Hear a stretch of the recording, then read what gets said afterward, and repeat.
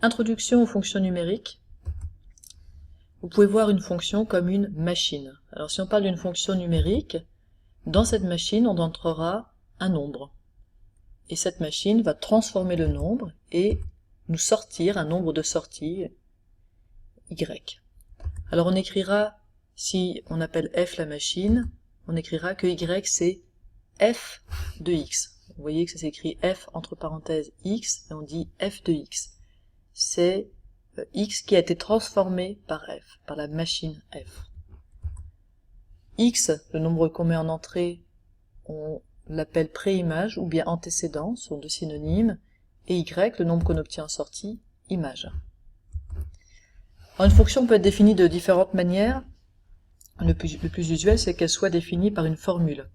Ici, par exemple, ma machine, ma transformation, c'est de faire 3x plus 1. Donc je mets un nombre en entrée, je le transforme, je lui fais x3 plus 1, et j'obtiens un nombre en sortie. Alors on écrira que f, c'est la fonction qui à x associe 3x plus 1. Vous voyez cette écriture qui n'est pas évidente, il faut prendre l'habitude de respecter scrupuleusement avec cette flèche et une petite barre ici. Prenons un exemple. Si mon x d'entrée c'est 2, donc je rentre 2 dans ma machine, je fais tourner ma machine, je vais donc faire 3 fois 2, 6, plus 1, 7, et ma machine va sortir 7. Pour une préimage 2, j'obtiens une image en sortie 7. Alors ça, je vais l'écrire f de 2 égale 7. C'est-à-dire que 2 transformé par ma fonction f, c'est 7.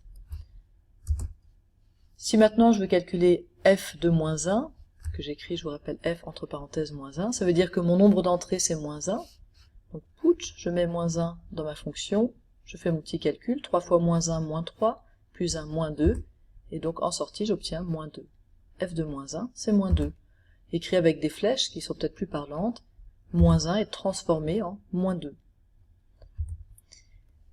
Il y a d'autres manières de définir une fonction, et notamment par une description. Alors ça, c'est ce qui est le plus usuel dans la vie. Ici, par exemple, ma fonction, ce sera, je l'ai appelé grand A, l'aire d'un carré de côté x. Donc je précise un peu tout ça. En entrée, je lui donne un certain x, qui représentera la longueur du côté d'un carré, et en sortie, la fonction, la machine, me sortira l'aire du carré. C'est pas très compliqué.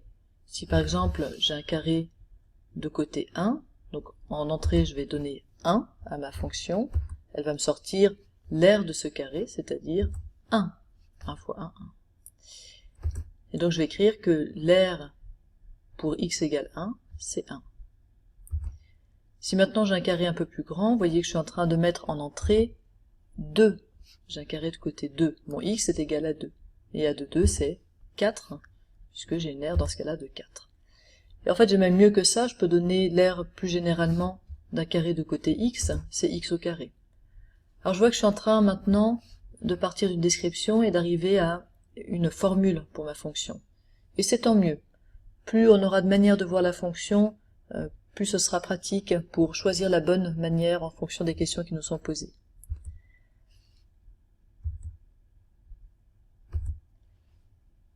Autre manière encore donc de décrire une fonction, c'est par un tableau. Ici, je marque par exemple le tarif en fonction du nombre d'heures d'un certain ouvrier.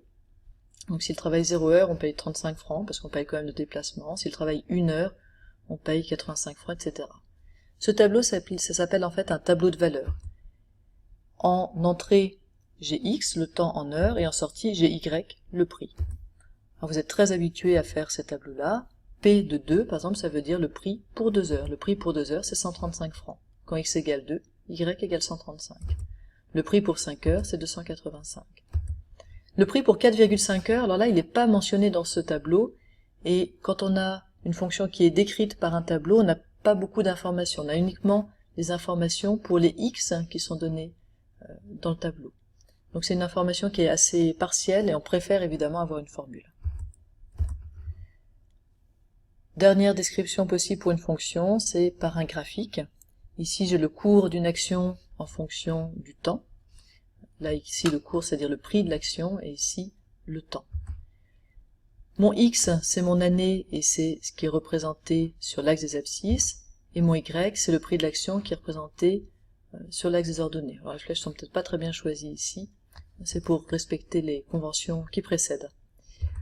Alors par exemple, si je cherche P de 1990, donc mon X, mon année, c'est 1990. Donc je regarde, en 1990, mon action était à peu près à 9 francs. En 1997, mon action était à peu près à 37 francs, etc.